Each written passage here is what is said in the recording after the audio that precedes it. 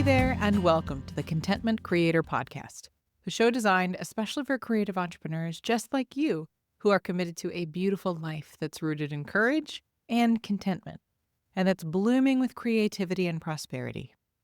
I'm your host, Ellen Broen, a certified life coach, a singer, a mother, and a lover of alliteration, dogs, and deep conversation.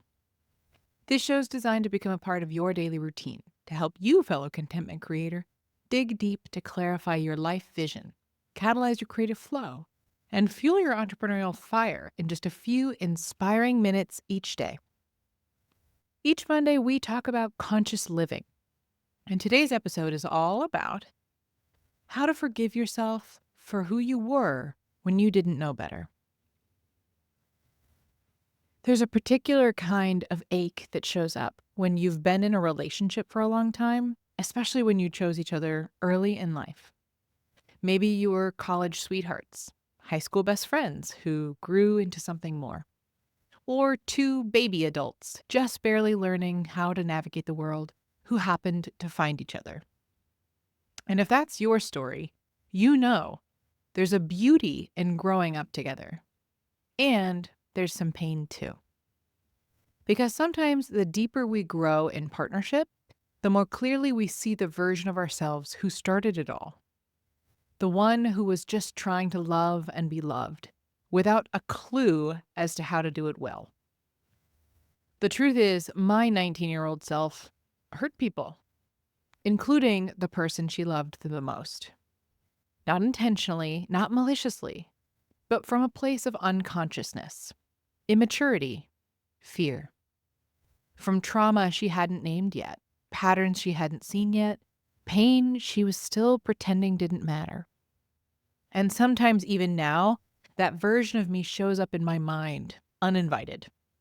When a familiar pattern resurfaces, when a conflict echoes something old, when I realize we're still pulling up weeds that she planted years ago. And I feel shame, regret, grief. Sometimes even anger, not at my partner, but at her, at the version of me who didn't know how to do better. And here's what I've learned, and what I want to offer you today, if you've been there too. We can't become who we are without moving through who we were. And growth in long-term love means holding both. The truth that we caused harm and the truth that we were doing the best we could with the tools we had. Forgiveness doesn't mean pretending we didn't mess up. It means choosing to hold ourselves with compassion while we keep doing the work to repair and to evolve. It means saying to that younger version of ourselves, I see you, I know you were scared, and I know you thought control was the same thing as safety. I know you mirrored what you saw growing up and called it love. I know you didn't mean to cause the harm you caused, but I'm taking it from here. Because healing in marriage isn't just about moving forward. It's about turning back from time to time and offering grace to that earlier chapter of ourselves. Especially when a door from the past blows open, when air rushes in and stings, when we want to slam it shut and pretend it never happened. This is your reminder that it's okay to look, to feel, to remember, and then to gently close the door again, not with shame, but with love, not with judgment, but with forgiveness. Your past self was not the final draft. She was the first sentence in a story that is still unfolding. And if you're doing the work now, if you're staying, repairing, growing, and unlearning, this is your redemption. This is your healing. And that's what partnership invites us into. Not perfection, but presence. Not amnesia, but grace. So if you've been haunted by an old version of you lately, if you've been carrying the guilt of who you were before you knew better, here's what I hope you remember.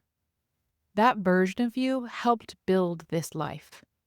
She didn't get it all right, but she brought you here. And now you get to lead the way forward. With clearer eyes, a softer heart, and the wisdom she was always hoping someone would find. Thank you for choosing not to abandon her, and thank you for being here with me today. Join me here tomorrow if you're curious to know the link between emotional depth and creative thought in relationship. If you enjoyed today's episode, please share the love by sending it to someone you know it would support, and by leaving reviews and comments. It would truly mean the world to me to hear from you and to support those you care about. Hit that subscribe button so you never miss a day, and join me in my mission to help a world full of content creators become a world of contentment creators.